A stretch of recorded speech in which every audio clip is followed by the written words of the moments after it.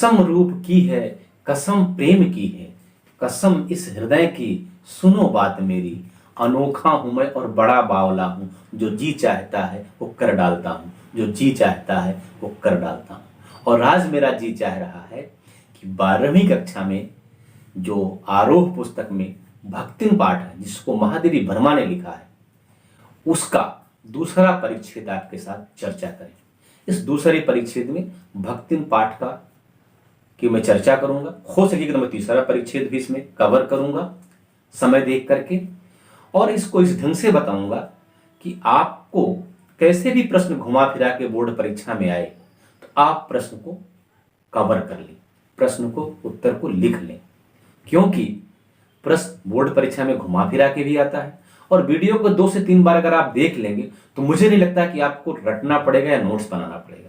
मैं आपको ऐसे समझाऊंगा कि वो आपका अपना हो जाएगा। आइए बिना देर किए हम शुरू करते हैं भक्तिन, इसका दूसरा परिच्छेद। अब भक्तिन के साथ क्या है कि कह रहे जीवन के दूसरे परिच्छेद में इनके सुख की अपेक्षा दुख ही अधिक था। अब दुख क्यों अधिक था? दुख इसलिए अधिक था कि इनकी जो सास थी उसके 3-3 कमाऊ बेटे थे, जो इनकी जेठानियां थी उनके भी कौवे जैसे, काक भुसंडी मतलब काले कौवे जैसे 2-3 बेटे। तो सास तो पुरखिन बनी थी। पुरखिन होता है हेड ऑफ द फैमिली।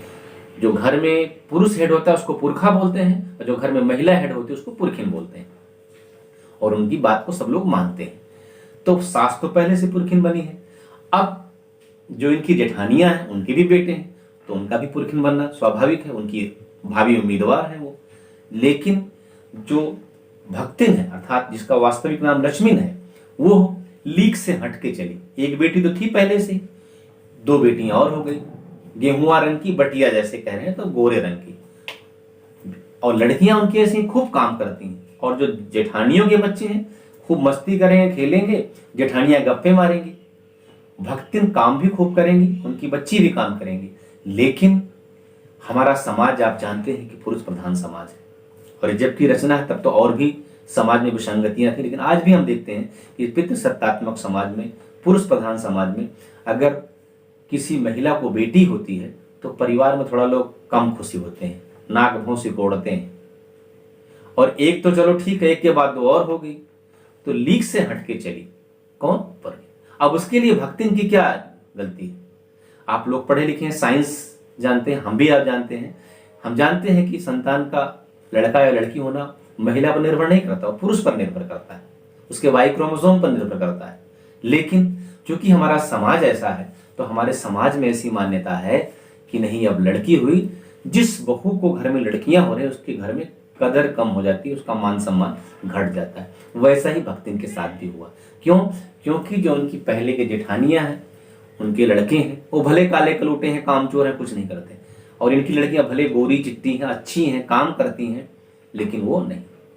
तो ये हुआ, लीक से हटके चली, तो इसलिए दंड मिलना आवश्यक था। जेठानियां बैठ के गप्पे मारती, उनके बच्चे जो है खेलते कूदते, और इनकी लड़कियां काम करती।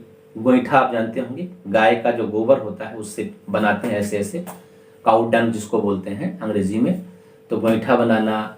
और जेठानियों के बच्चों को बढ़िया चावल, उस पर मलाईदार दूध डाल के खा रहे हैं, और इनकी बच्चियों को लकड़ी के बर्तन होता है उसको कठौती बोलते, जैसे आपका खाने की थाली होती है लगभग ऐसे ही होता है, वो लकड़ी का बर्तन होता है उसको कठौती बोलते हैं, छोटा सा होता है, तो बड़ा होगा तो उसको कठौता बोलेंगे।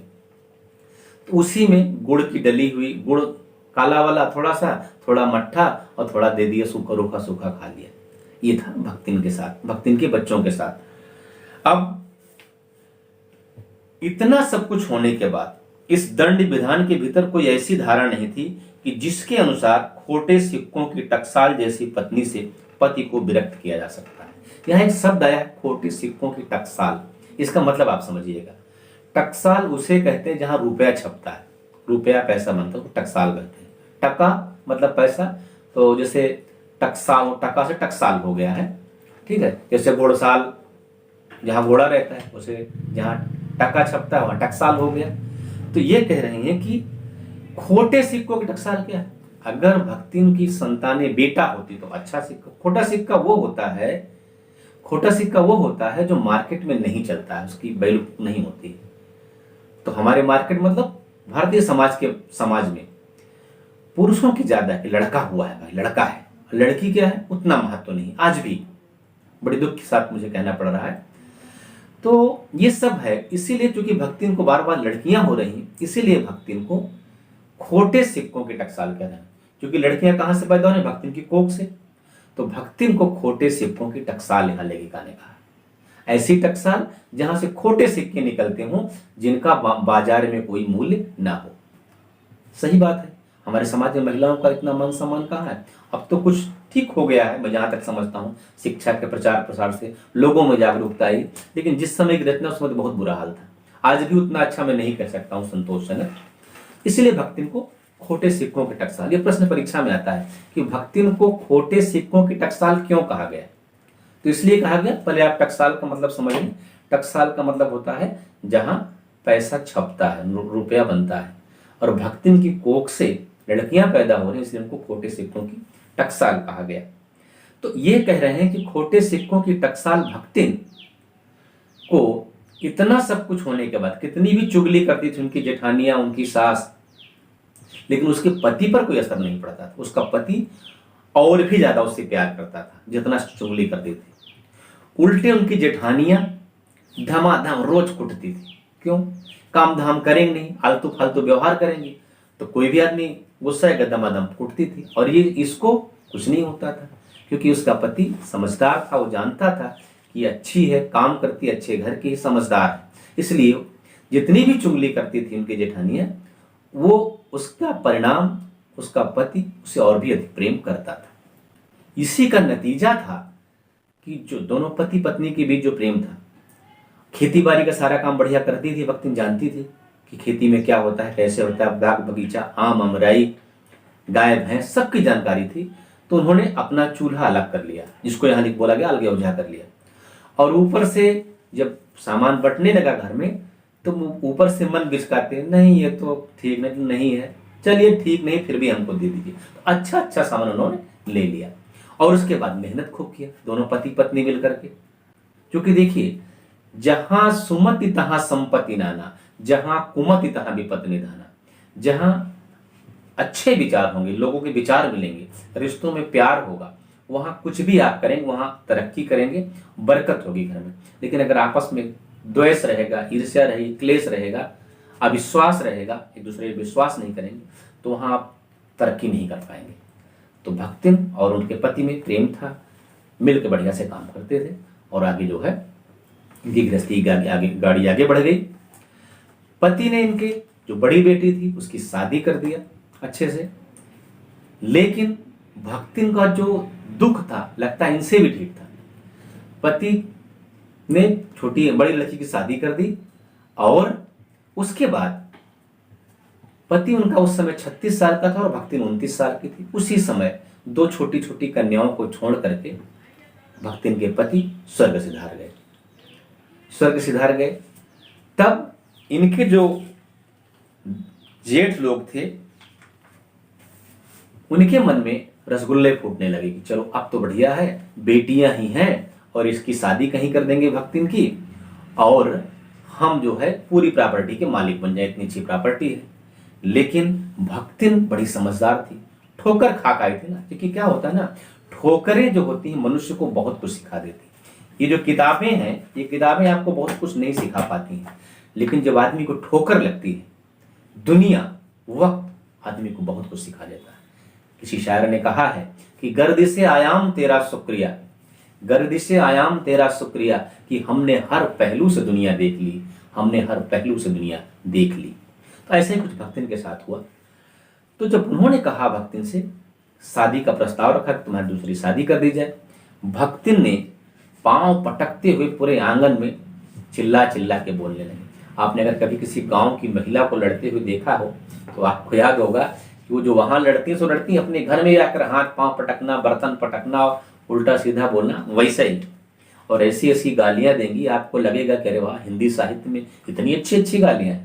कभी सुनने का अवसर मिले जरूर सुनिएगा, मैंने कई बार सुना है, और आपको साहित्य में तो खैर दिखाई पड़ेगा।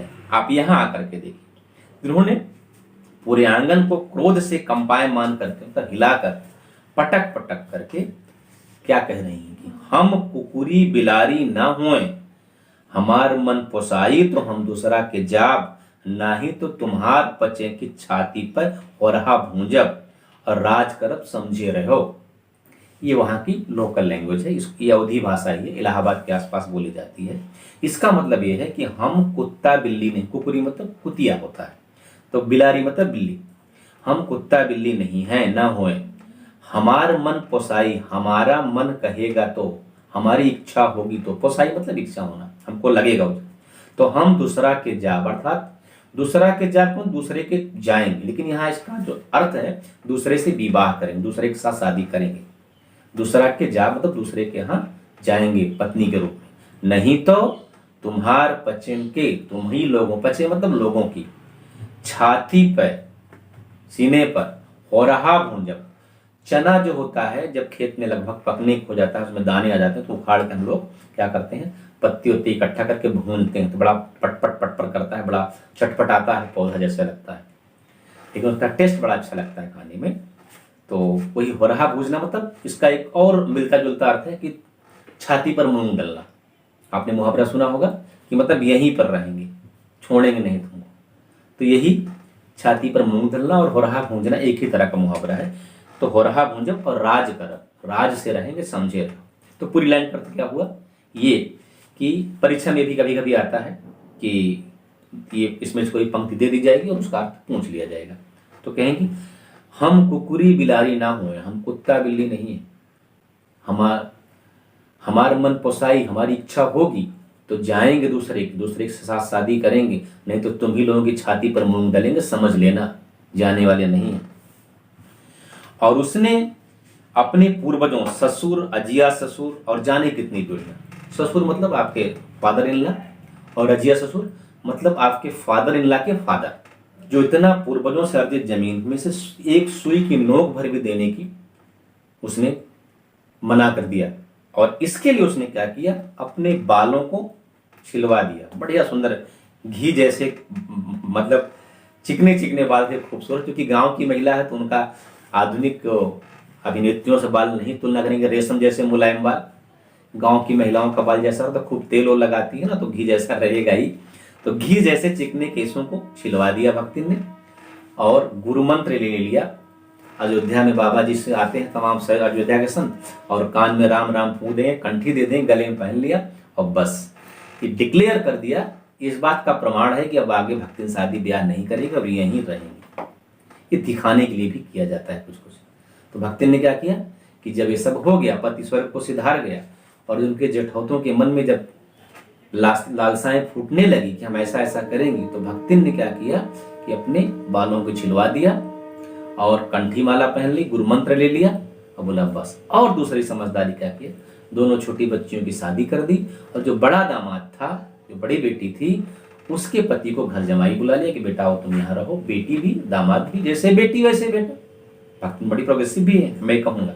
और महादेवी वर्मा का ये लेख कई अर्थों में है, आप तो अपनी किताब में देखेंगे खाली परीक्षा के में, लेकिन महिला सशक्तिकरण के एंगल से भी ये बहुत बेहतरीन लिखा है मैंने। आप इसी पार्ट को अगर पीजी में पढ़ेंगे तो आपको और बेहतर लगेगा, अभी तो आप +2 में पढ़ रहे हैं। तो दामाद को बुला लिया कि बेटा यहाँ काम करेगा और रहेंगे, लेकिन जैसे लगता है कि भक्तिन का भाग्य उनसे भी ज्यादा ढीठ था, उनके पीछे पड़ा था। भक्तिन की बेटी का भी वही हुआ जो भक्तिन का हुआ था, अर्थात भक्तिन का पति भी, सॉरी भक्तिन का दामाद भी स्वर्ग सिधार गया, अर्थात उनकी बेटी भी विधवा हो गई। तब उनके जो जेठ थे, जेठौत थे, उनके बच्चे जेठौतों को फिर मन में लालसा फूटी कि चलो माँ से दाल नहीं गली तो बेटी को। तो उन्होंने क्या किया कि अपने एक तीतर लड़ाने वाले साले को इससे शादी करने का प्रपोजल रखा कि इससे शादी कर दें, बढ़िया रहेगा। क्यों? क्योंकि वो जानते थे कि अगर इसको प्रॉपर्टी दे देंगे तो क्या होगा कि सारी प्रॉपर्टी हमारे पास आ जाएगी इनडायरेक्टली। अगर दूसरा कोई ले शादी करेगा तब तो फिर कुछ हक नहीं रहेगा, लेकिन हमारा साला रहेगा जो गेजेट के साले, इनडायरेक्टली प्रॉपर्टी पे इनका हक रहेगा। लेकिन भक्तिन की बेटी बहुत समझदार थी, तो उसने भी मना कर दिया, उनकी मनसा को भाप दे। लेकिन आप जानते हैं समाज हमारा कैसा है, आप यहाँ समाज का एक विकृत चेहरा, कुरूप चेहरा देखने को मिलेगा। अब वो लोग लगातार इस ताड़ में थे कैसे भी इसका पति घोषित कर दिया जाए। एक दिन क्या हुआ कि भक्तिन घर में नहीं थी, और घर को अकेला देख करके प्लानिंग के तहत, योजना के तहत उस तीतर लड़ाने वाले वर को जबरदस्ती भक्तिन की बेटी घर में घुसा दिया और उसने अंदर से कुंडी बंद कर लिया। और जो उनके समर्थक थे बाहर थे, बस हल्ला मचाते पहले से आ गया, तो देखो क्या हो रहा है, तो घोर अन्याय, कलयुग आ गया। जबकि ये प्री प्लान था। लेकिन भक्तिन की लड़की भी अच्छी थी, ढीठ थी, चरित्रवान थी। उसने दमभर कुटाई किया वर महोदय की और कूटती हुए घर से बाहर निकाला। तो पंच लोगों ने बोला भाई ये तो क्या हुआ क्या हुआ। पंच लोग बोले वो तीतर लड़ाने वाला बोल रहा है कि इसने हमें बुलाया था तब हम गए थे, और भक्तिन की बेटी बोल रही है कि इसको बुलाने का सर्टिफिकेट इसके गाल पे देख लीजिए, मेरी 5 उंगली बनी है तुम्हारी, तो ये सर्टिफिकेट है कि मैंने इसको बुलाया था कि नहीं बुलाया था। लेकिन आप जानते हैं कि आपने पंच परमेश्वर पढ़ा होगा मुंशी प्रेमचंद का, वो किसी जमाने में पंच परमेश्वर हुआ करते थे। आज पंच परमेश्वर की नियत घट गई है, नियत में खोट पैदा हो गया है, और इसीलिए हम सब परेशान हैं। जिन मामलों का निपटारा आपस में हम लोग बैठ के कर लेते, घर में 4-6 लोग या मोहल्ले के लोग, उन्हीं मामलों को लेकर लोग सुप्रीम कोर्ट तक जाते हैं और हल कुछ नहीं निकलता, दोनों पक्ष परेशान होते हैं। क्यों? क्योंकि पंचों ने अपनी भूमिका निभाना बंद कर दिया। और बच्चों, मैं आपको बताऊं, जीवन के किसी भी क्षेत्र में अगर कोई व्यक्ति अपनी भूमिका का सही से निर्वहन नहीं करता है, छोटा व्यक्ति भी, तो समाज को बहुत बड़ा नुकसान पहुंचाता है। जैसे मिसाल के तौर पर मैं बताऊं, मैं एक शिक्षक हूं, अगर मैं अपनी भूमिका का निर्वहन सही से नहीं करूंगा तो न जाने कितनी पीढ़ियों को मैं क्या क्या बना दूंगा। वो कुछ भी बन सकते हैं, बुरे, ज्यादा उम्मीद तो बुरे ही बनने की, लेकिन अगर मैं अपनी भूमिका को सही से निभाऊंगा तो न जाने कितनी पीढ़ियों को सजा संवार दूंगा। मेरे पिछले वीडियो में आपने देखा होगा, मैंने मीडिया के बारे में बताया कि टीवी का कितना बड़ा रोल होता है समाज को सजाने में, संवारने में, सुधारने में। लेकिन टीवी क्या रोल अदा करता है? मेन स्ट्रीम मीडिया, जो कि उसकी पहुंच घर घर तक होती है। तो ये चीज है। तो पंचों ने ऐसा किया, और आज इसीलिए समाज में बहुत सारी बुराइयां, सामाजिक बुराइयां फैल रही हैं, क्योंकि हम लोगों ने सामाजिक बुराइयों को ओके कर दिया, स्वीकार कर लिया है। हम लोग उचित और अनुचित की व्याख्या, न्याय और अन्याय की व्याख्या अपने स्वार्थों के हिसाब से करते हैं। मैं सबकी, आम आदमी की बात नहीं, पढ़े लिखे जागरूक लोगों की बात कर रहा हूं। जैसे मान लेते हैं कि कोई काम गलत हो रहा है लेकिन मेरे लिए अच्छा है, उससे मेरा स्वार्थ सिद्ध हो रहा है, तो मैं उसको हर तरह से सही साबित करने की कोशिश करूंगा। और यही हम भूल जाते हैं कि यही जो है बाद में कभी मेरे गले की फांस बनेगा। अब कोई काम सही हो रहा है लेकिन उससे मेरा स्वार्थ टकरा रहा है, मेरे से स्वार्थ को नुकसान हो रहा है, तो उसको हम हर तरह से गलत सिद्ध करने की कोशिश करेंगे। और ये हर जगह होता है। मिसाल के तौर पर मैं बताऊं आपको, लादेन को, तालिबान को पालने वाला अमेरिका था, लेकिन उसी के लिए बाद में सिरदर्द बना, बाद में उसने हटाया। ये ऐसे बहुत सारा आप देख लेंगे, इतिहास भरा पड़ा है कि जिसको आप पालेंगे, जो गलत करेंगे, वो गलत हो जाएगा। कहा गया है कि दगा किसी का सगा नहीं, 4 वेद 6 शास्त्र से निकली बातें दोए, दुख देना दुख होता है, सुख देना सुख होए। सच के सामने, मतलब सच ना कहना भी झूठ बोलने से या कोई गलत कार्य करने से कम नहीं है। आप सच जान रहे हैं लेकिन नहीं बोल रहे हैं, और जानने से समाज का नुकसान है, ये भी बहुत गलत है। तो ये क्या कर रहे हैं, पंच लोग बैठे हैं और कह रहे हैं भाई तो गलत हो रहा है, चलो कुछ भी है, लेकिन ये तो कलयुग का प्रभाव। अब ये नहीं कह रहे हैं कि गलती इसकी है तो जिसकी गलती उसको सजा मिलनी चाहिए ना। अब गलती जिसकी हो उसको सजा मिले ठीक है, लेकिन सबको उसमें समेट दो, ये तो घोर अन्याय है। राइट पर्सन को, जिसने भी गलत किया उसको तुरंत वहीं पकड़िए तो ठीक। आपको शरीर में एक फोड़ा हो गया है तो उस फोड़े को वहीं पर ऑपरेट कर देना बेहतर है कि उसका जहर पूरे शरीर में फैल जाने में। ये पंच लोगों ने वही काम किया, और उसका क्या असर होगा आपको बाद में मालूम चलेगा। क्या कह रहे हैं कि भाई कलयुग का प्रभाव है, ये तो होना ही था, और अगर कलयुग का प्रभाव है, दोनों को, एक लड़के और एक लड़की के कमरे में अकेले बंद पाया गया, तो इसका और कोई उपाय नहीं, दोनों को पति पत्नी के रूप में ही रहना पड़ेगा, स्वीकार करना पड़ेगा। अब सोचिए कि कितनी जबरदस्ती है, जिसे ना उसकी माँ स्वीकार कर रही, ना बेटी स्वीकार रही, जबरदस्ती उसके गले बांध दे रहे हैं, मान न मान मैं तेरा मेहमान। और जब पंचों का यह फैसला सुना तो लड़की ने गुस्से में अपने होंठ काट लिए, खून निकल आया, और माँ जो है उसकी आग बबूला हो गई, आंखों से अंगारे निकलने लगे। परिणाम ये हुआ, अब आप जानते हैं कि जहां इस तरह का संबंध हो वहां क्या होगा। फिर वो तीतर लड़ाने वाले महासेवक यहां रहने लगे, और उसके बाद माँ बेटी वैसे ही काम करती, लेकिन काम में तो मन लगेगा नहीं, क्योंकि उनके साथ कुछ ऐसा इस समाज ने कर दिया। जिसको आप नहीं पसंद करते, रात दिन उसका चेहरा देखना, उसी के साथ रहना, तो आपको अच्छा लगेगा? बिल्कुल नहीं अच्छा लगेगा। तो वो खेती जो सोना बरसाती थी, वो खेत जहाँ फसलें लहलहा रही थी, वो गाय भैंस, वो बाग बगीचे जो एक सुकून देते थे, जो देखने वाले का मन प्रसन्न हो जाए, वही सब मुरझाने लगे। इतना भी अनाज नहीं होता था कि उनका काम चल जाए। और हुआ क्या, एक दिन लगान ना चुका पाने के कारण जो जमींदार ने दिन भर धूप में खड़ा कर दिया, और भक्तिन के स्वाभिमान को इतना ठेस पहुंची, ग्लानि पहुंची। जो स्वाभिमानी व्यक्ति है वो गलत कभी नहीं बर्दाश्त करेगा। उन्होंने खेती करने से, खेती बाड़ी छोड़ करके जिंदगी का एक नया मुकाम ढूंढा, यू टर्न लिया, अपने लाइफ में मोड़ लिया और शहर की तरफ निकल गई नौकरी की तलाश में। इस वीडियो को हम यहीं पर अंत करते हैं। बाकी बचा हुआ पोर्शन हम अगले वीडियो में लेकर के आएंगे, जल्दी ही लेकर के आए हैं। वीडियो अगर अच्छा लगा हो तो लाइक कर दीजिएगा, दोस्तों को शेयर कर दीजिएगा, चैनल पर नए हो तो सब्सक्राइब कर दीजिएगा, और कुछ और भी नया चाहते हैं, हमसे कुछ सुझाव देना चाहते हैं तो कमेंट कीजिएगा। बाकी वीडियो देखने के लिए हमारी प्लेलिस्ट में जाइएगा, या नीचे डिस्क्रिप्शन में मैंने लिंक दे रखा है, उसको देखिएगा। वीडियो देखने के लिए बहुत बहुत धन्यवाद।